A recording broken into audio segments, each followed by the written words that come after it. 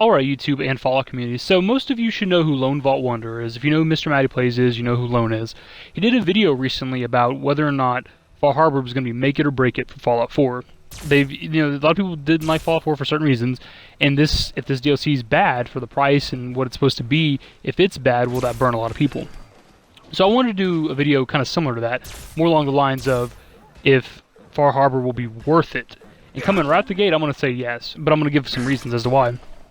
First up, me personally, I would buy this. I would almost pay the $25 for this if it was just the map. If they were like, here's a new map, no quests, there's just the enemies, the weapons, and all the stuff around the world. Here's $25, you get this big-ass map, biggest landmass we've ever done. I would almost buy it for that alone, but then you got a storyline with it. You got new enemies, you got new weapons, new armors, and side quests and things too, I'm sure. So like for this price, I would almost buy that just to have that. And on top of that, you got the fact that it's just more Fallout. Like even if you don't really like Fallout 4, you probably got some enjoyment out of it. You at least completed the story and played through the other DLCs and things like that.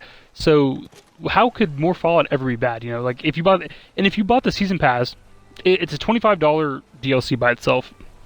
If you bought the season pass when it was $30, then that alone right there makes it fucking worth it. The season pass was pretty much bought this, and then anything else you get from Fallout 4 in the future is free, more or less. You're pretty much buying Far Harbor. Everything else is free. So if you got it for the $50 price, yeah, maybe you could be a little burned on that because we still haven't got 50. We're even with Far Harbor, we're not going to get $50 worth of content yet because we're still only up to 40. So and then if you read the description that Bethesda gave us for the Far Harbor DLC, there's supposed to be more faction quests. I think that's pretty good. That's pretty compelling. I don't know about you guys, but I felt like the faction quests were kind of linear. They were fun for what they were.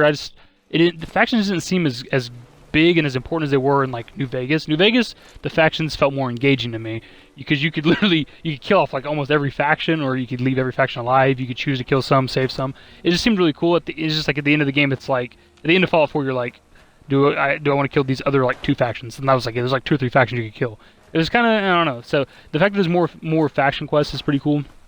And if you're worried that maybe Far Harbor is going to be bad because Automatron or Wasteland Workshop were bad, you need to take a step back because that's the wrong way of thinking. Those weren't really DLCs. Those weren't. They're add-ons. They're DLCs, but they're not really. This is our first legit DLC for Fallout 4. Automatron and Wasteland Workshop were more along the lines of Gunrunner's Arsenal from New Vegas and like Hearthfire from Skyrim. They weren't meant to give you 10 plus hours of gameplay, a whole new map, quest line, all stuff. I mean, Automatron even gave us a quest line, which was good. Those weren't meant to be legit DLCs. This is our first legit DLC. This is going to give us 10 plus hours of gameplay, possibly. I don't know how long the quest line is going to be. But, I mean, have you ever really been burned by a Bethesda DLC when it comes to Fallout and Elder Scrolls? I haven't really played the other games like Dishonored and stuff, which is sad to admit. But, like, have you ever just legit hated a DLC that they made? I've said before on the channel that I was not a fan of Mothership Zeta from Fallout 3.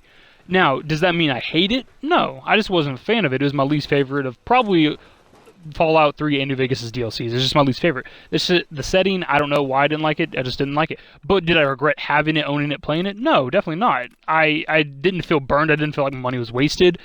I don't see Bethesda making a bad DLC. Wasteland Workshop, yeah, that's kind of a joke. Automatron, I think Automatron was definitely worth the $10.